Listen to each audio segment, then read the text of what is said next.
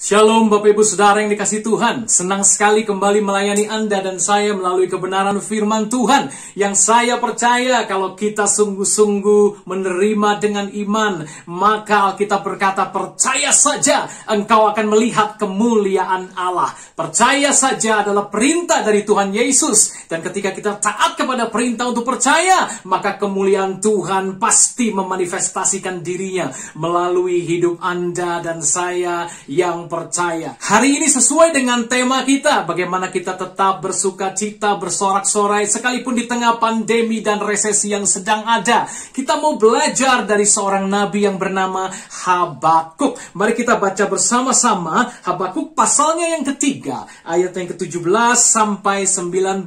Demikian firman Tuhan. Sekalipun pohon ara tidak berbunga, pohon anggur tidak berbuah, hasil pohon zaitun mengecewakan, sekalipun ladang-ladang tidak menghasilkan bahan makanan, kambing domba terhalau dari kurungan, dan tidak ada lembu sapi di dalam kandang. Namun, perhatikan respon Nabi Habakuk. Aku akan bersorak-sorak di dalam Tuhan, beria-ria di dalam Allah. Kenapa? Allah yang menyelamatkan aku. Allah Tuhanku itu kekuatanku. Ia membuat kakiku seperti kaki rusa. Ia membiarkan aku berjejak di bukit-bukitku. Ternyata Bapak Ibu ada dua buah alasan kenapa Nabi Habakuk sanggup tetap bersorak-sorai dan bersuka cita. Sekalipun dia ada dalam keadaan yang sangat amat tidak baik. Kurang lebih seperti yang hari-hari ini Anda dan saya sedang berada di dalamnya. Situasi pandemi dan resesi. Karena di sini dijelaskan, sekalipun pohon ara tidak berbunga, pohon anggur tidak berbuah, hasil pohon zaitun mengecewakan. Mungkin ekonomi kita hari ini hasilnya mengecewakan. Ya kan, panen kita, ladang kita, tuayan, job, pekerjaan, karir kita, kesannya tidak menghasilkan buah dan betul-betul merosot dibanding keadaan sebelum masa pandemi dan resesi. Alkitab juga bilang ladang-ladang tidak menghasilkan bahan makanan, kambing domba terhalau dari kurungan, tidak ada lembu sapi dalam kandang. Artinya sumber-sumber kita semakin hari semakin merosot. Keadaannya bukan bertambah baik. Namun Alkitab berkata, Habakuk berkata, aku bersorak-sorak di dalam Tuhan, beria-ria di dalam Allah yang menyelamatkan aku. Alasan pertama, kenapa Nabi bisa tetap bersuka cita sekalipun keadaannya tidak baik. Ini yang perlu kita pelajari dan teladani bersama oleh pertolongan Roh Kudus dan kuasa firman yang sedang disampaikan pada saat ini. Kunci pertama, Habakuk berkata, aku beria-ria di dalam Allah yang menyelamatkan aku. Kalau kita bersuka cita di dalam Tuhan yang adalah sumber keselamatan kita, berarti tidak ada persoalan yang cukup besar yang akan membuat kita kehilangan sukacita sekalipun di tengah resesi dan pandemi yang belum selesai di tengah-tengah kita hari-hari ini. Ini dia yang perlu kita cermati dan pelajari bersama. Bersukacita di dalam Allah yang menyelamatkan kita. Apa maksudnya Bapak Ibu Saudara? Alkitab berkata dalam Lukas pasal 10 ayat 20 kalau Anda baca. Ketika itu Yesus mengutus murid-muridnya untuk pergi mengusir setan, menyembuhkan orang sakit, memberitakan Injil dan kabar baik. Lalu murid-murid melihat setan-setan pergi diusir di dalam nama Yesus. Murid-murid melihat bagaimana orang-orang diurapi dengan minyak, ditumpangkan tangan, dan orang-orang sakit itu mengalami mujizat, mengalami kesembuhan. Tetapi Yesus berkata, jangan kamu bersuka cita karena setan-setan lari daripadamu, atau karena mujizat yang terjadi di dalam nama Yesus. Tetapi bersukacitalah karena namamu terdaftar di kitab kehidupan. Bersukacitalah karena namamu terdaftar di sorga.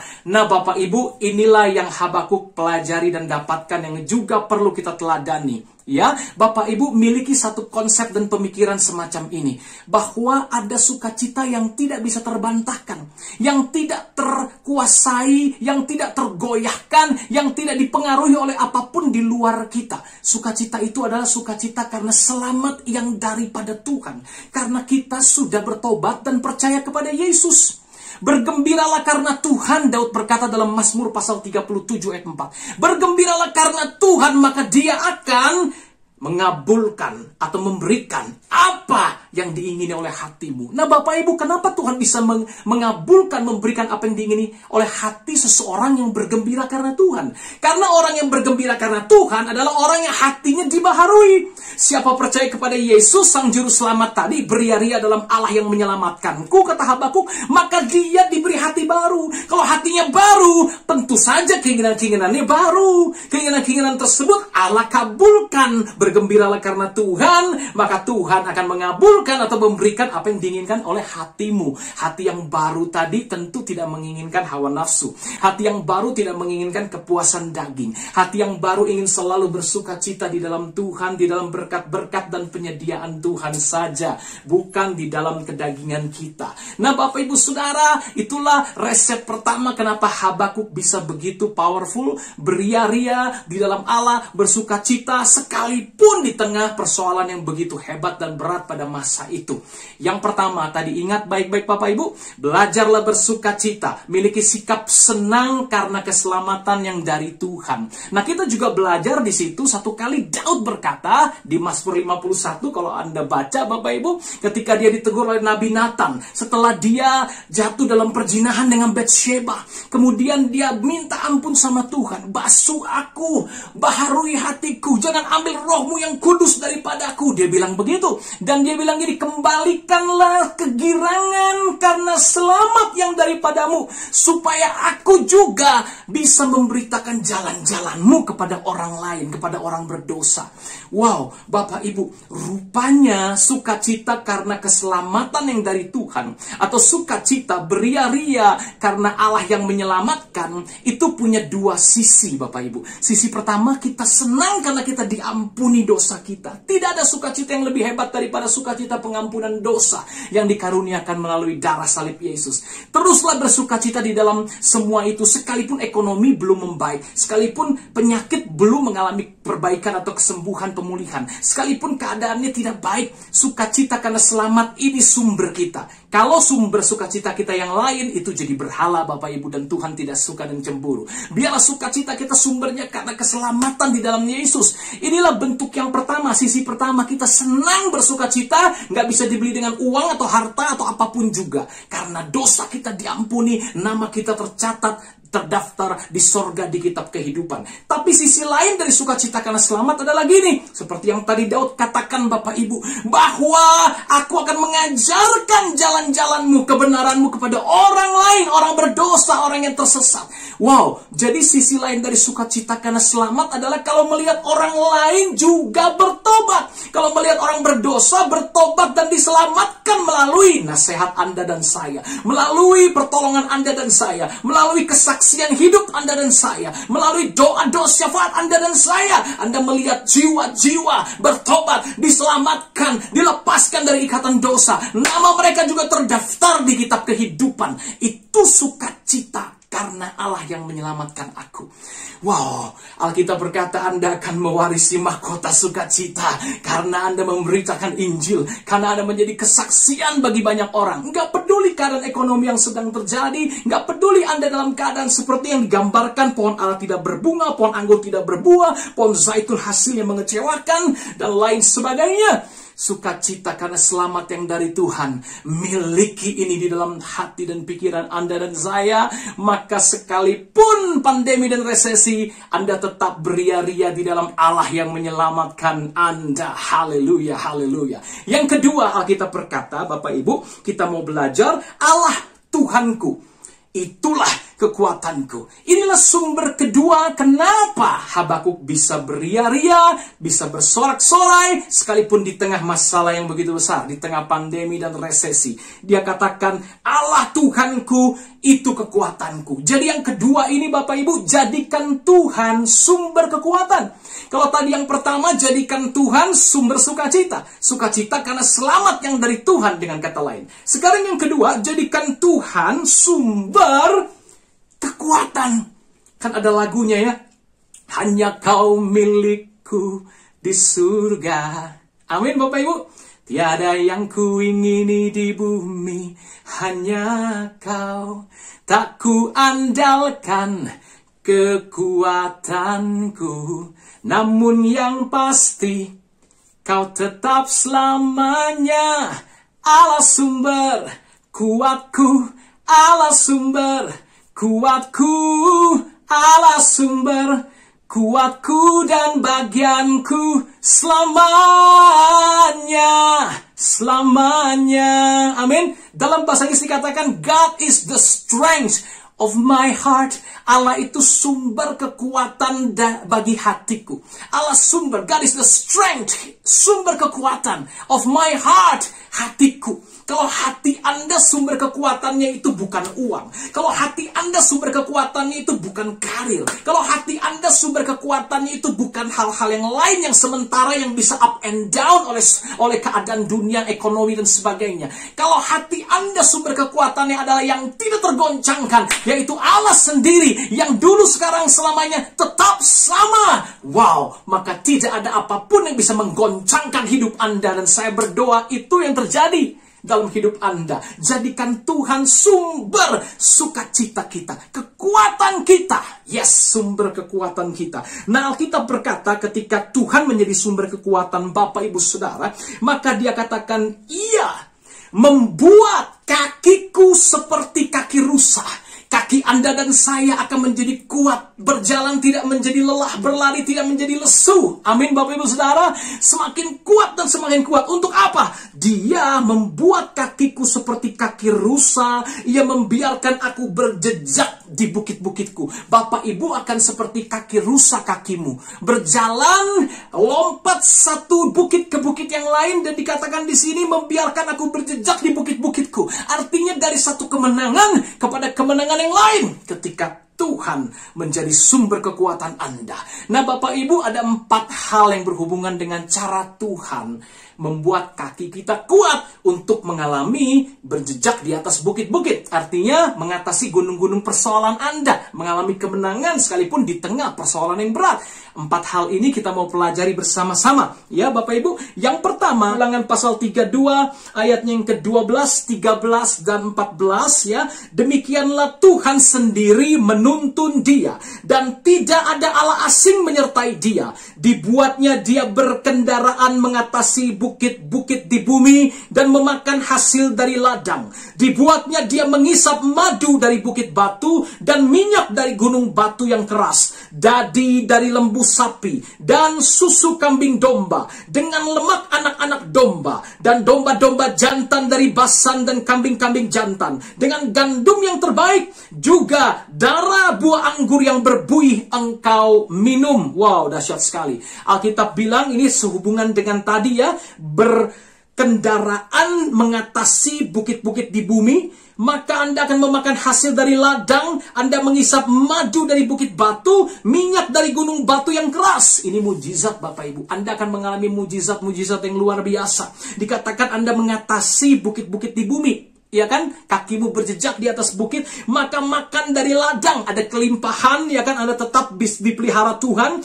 Dibuatnya mengisap madu dari bukit batu. Bagaimana mungkin madu keluar dari bukit batu? Ini mujizat. Tuhan akan buka jalan buat Anda. Terima itu dengan iman Bapak Ibu.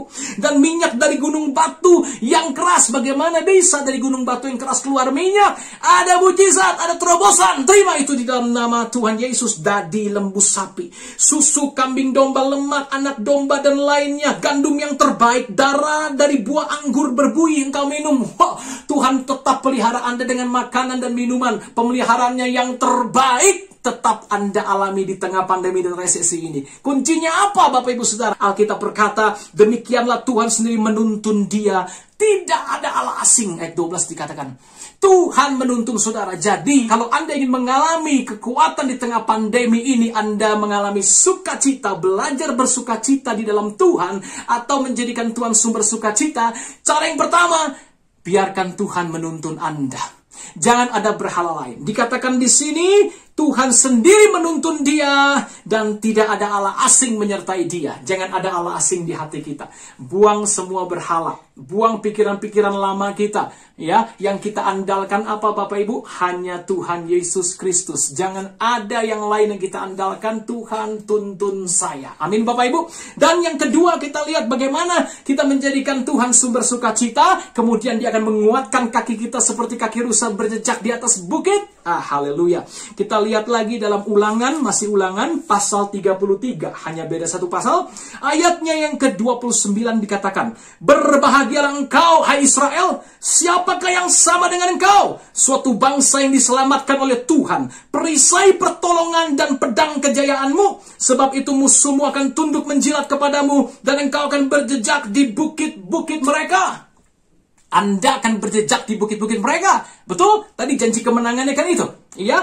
Dan di sini dikatakan syaratnya adalah jadikan Tuhan perisai pertolongan dan pedang kejayaan. Sekali lagi, andalkan Tuhan. Kalau tadi pertama, dituntun Tuhan, jangan ada berhala lain. Yang kedua, jadikan Tuhan perisai dan pedang kita. Artinya perlindungan. Kita andalkan Tuhan sebagai perisai dari panah-panah api musuh.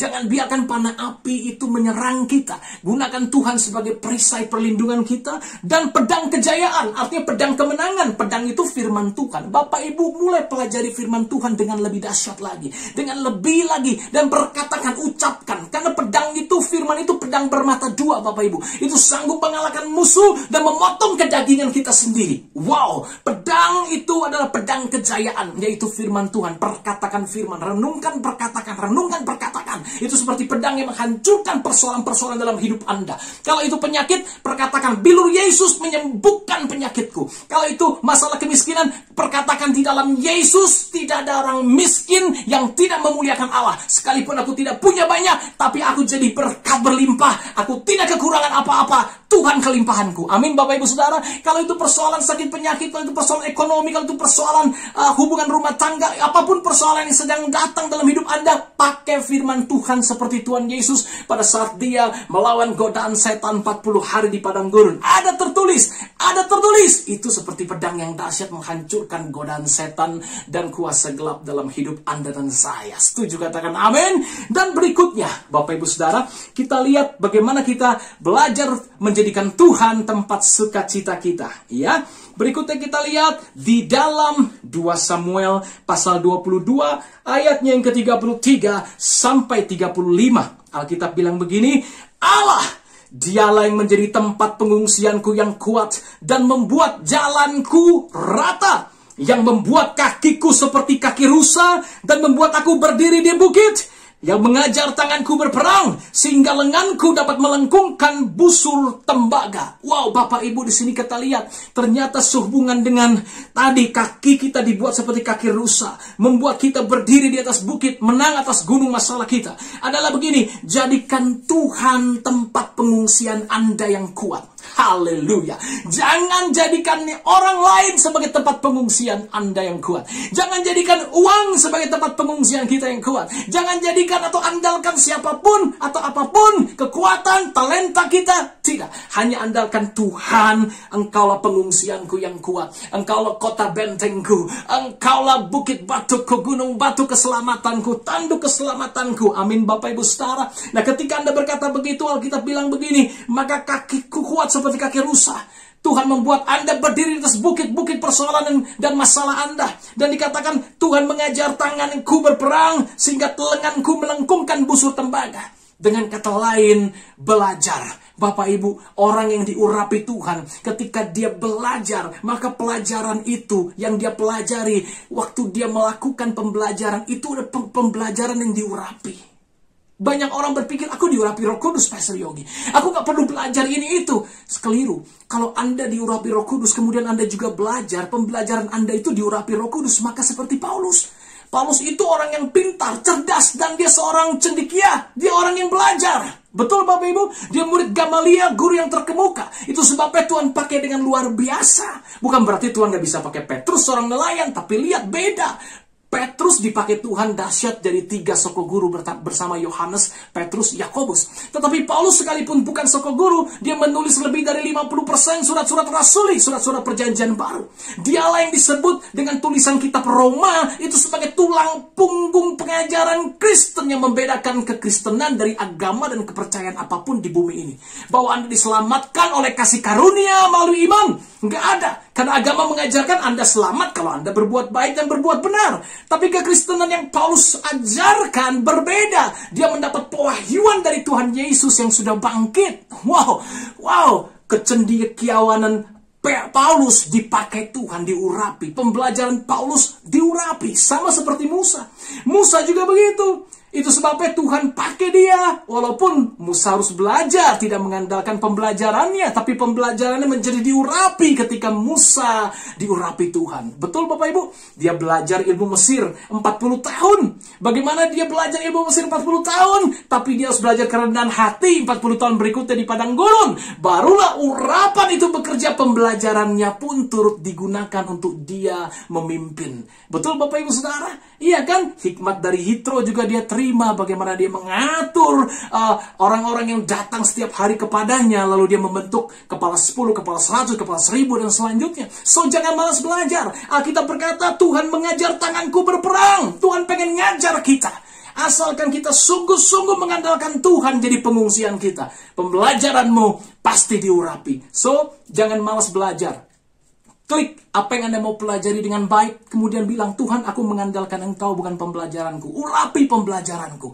Maka Tuhan mengajar Anda untuk berperang, melengkungkan busur tembaga. Haleluya, haleluya. Wow, Anda akan menerima sukacita dari Tuhan kalau Anda mengerti hal ini. Ya.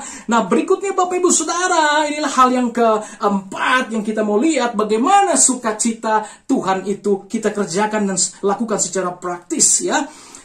Yesaya 58 juga masih bicara soal kaki rusa dan menjejak di atas bukit-bukit, bicara kemenangan Bapak Ibu. Ya, dikatakan dalam Yesaya 58 ayat yang ke-13. Apabila engkau tidak menginjak-injak hukum Sabat dan tidak melakukan urusanmu pada hari kudusku, apabila engkau menyebutkan hari Sabat hari kenikmatan dan hari kudus Tuhan hari yang mulia, apabila engkau menghormatinya dengan tidak menjalankan segala acaramu dan dengan tidak mengurus urusanmu atau berkata omong kosong, maka engkau akan bersenang-senang karena Tuhan. Dan aku akan membuat engkau melintasi puncak bukit-bukit di bumi dengan kendaraan kemenangan. Alkitab bilang jelas, engkau akan melintasi puncak bukit-bukit di bumi dengan kendaraan kemenangan. Aku akan memberi makan engkau dari milik pusaka Yakub bapa leluhurmu, sebab mulut Tuhanlah yang mengatakannya. Wow, haleluya. Luar biasa Bapak Ibu Saudara. Ini yang Tuhan katakan, caranya engkau menerima kekuatan di tengah pandemi dan resesi ini adalah dengan jadikan Tuhan sumber sukacita. Caranya adalah begini Bapak Ibu. Sehubungan dengan puncak-puncak bukit tadi, engkau dikatakan memandang Sabat sebagai hari kenikmatan, hari yang mulia. Tidak mengadakan urusanmu dan berkata omong kosong. Artinya begini, Sabat buat kita umat perjanjian baru bukan lagi seperti orang Israel, ya.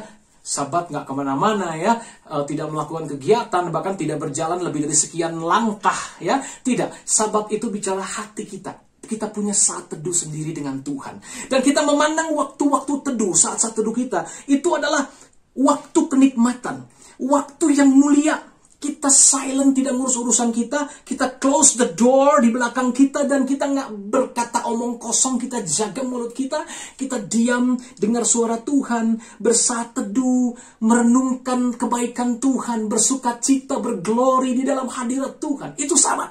Nah, ketika Anda memandang itu, Anda berbahagia di dalamnya. Artinya Anda jadikan Sabat, berjumpa dengan Tuhan secara pribadi sebagai kesenangan Anda. Maka Tuhan akan membuat engkau melintasi puncak bukit-bukit di bumi dengan kendaraan kemenangan. Haleluya. Bapak Ibu, dengan kendaraan kemenangan, bukan hanya kakimu berjejak di atas bukit tanda kemenangan, bahkan engkau akan melintasi puncak-puncak bukit dengan kendaraan kemenangan. Saya membayangkan Anda naik pesawat, judulnya kemenangan, ada tulisan kemenangan, membawa bendera kemenangan, modern Ankara lebih daripada orang-orang yang menang. Anda terbang melintasi bukit-bukit persoalanmu, bukan hanya kakimu berjejak di atas bukit, tapi kau terbang dengan pesawat kemenangan. Wow, karena Tuhanlah pilot hidupmu. Engkau menikmati persekutuan Sabat dengan Tuhan, dengan begitu karibnya, dengan begitu intimnya. Oh, haleluya. Dan Tuhan bilang, mulut Tuhan yang mengatakannya. Jangan main-main. Kalau Tuhan udah berjanji, Dia pasti menggenapi. Setuju? Katakan amin Bapak Ibu Saudara. Jadi kesimpulannya Bapak Ibu, bagaimana Habakuk bisa tetap bersukacita sekalipun pohon ara tidak berbunga dan sebagainya? Karena ada dua hal. Yang pertama, dia menjadikan Tuhan adalah sumber sukacitanya. Keselamatan dari Tuhan sumber sukacita. Dan yang kedua, dia menjadikan Tuhan sebagai sumber kekuatannya. Nah, cara dia menjadikan Tuhan sebagai sumber kekuatannya tadi sudah kita bahas satu persatu. Amin Bapak Ibu. Yang pertama, biarkan Tuhan menuntun hidup Anda. Ya, jangan ada Allah asing, ya. Kemudian yang kedua, Anda jadikan dia perisai, Anda jadikan dia pedangmu, ya, perlindungan dan pedang. Pedang firman untuk menyerang, perlindungan, perisai iman, ya kan? Jangan mau dikelabui oleh berita-berita yang negatif yang Anda dengar, yang Anda lihat. Karena itu, arahkan telinga dan matamu hanya kepada firman Tuhan, kebenaran firman Tuhan, hal-hal positif yang membangun iman Anda, ya. Dan yang ketiga, tadi kita belajar bagaimana kita bisa menerima kekuatan yang dari Tuhan, adalah jadikan dia tempat pengungsian Anda, ya, yang akan membuat jalanmu rata, ya, yang mengajar tangan Anda berperang sehingga tanganmu melengkungkan busur tembaga. Anda mau belajar bukan hanya mengandalkan urapan Tuhan. Pengungsian itu bicara soal perlindungan, kuasa, kekuatan, urapan Tuhan. Tapi Anda juga mau belajar. Waktu Anda belajar, pembelajaran Anda juga diurapi. Jangan malas belajar. Ya, dan yang terakhir tadi Bapak Ibu, kita lihat dari Yesaya 58, hari kenikmatan, saat teduh Anda dengan Tuhan, waktu-waktu pribadi sebagai waktu kenikmatan, waktu yang mulia. Anda hormati dengan tidak menjalankan acaramu, Anda shut the door, Anda masuk kamar pribadi, tidak berkata omong kosong, menikmati Tuhan betul-betul, maka Tuhan akan membuat Anda berkendaraan kemenangan melintasi bukit-bukit persoalan Anda. Oh haleluya, mari kita berdoa. Bapa di surga, terima kasih buat kemenangan yang sudah Kau berikan di tengah resesi dan pandemi ini. Kami mau belajar seperti Nabi Habakuk.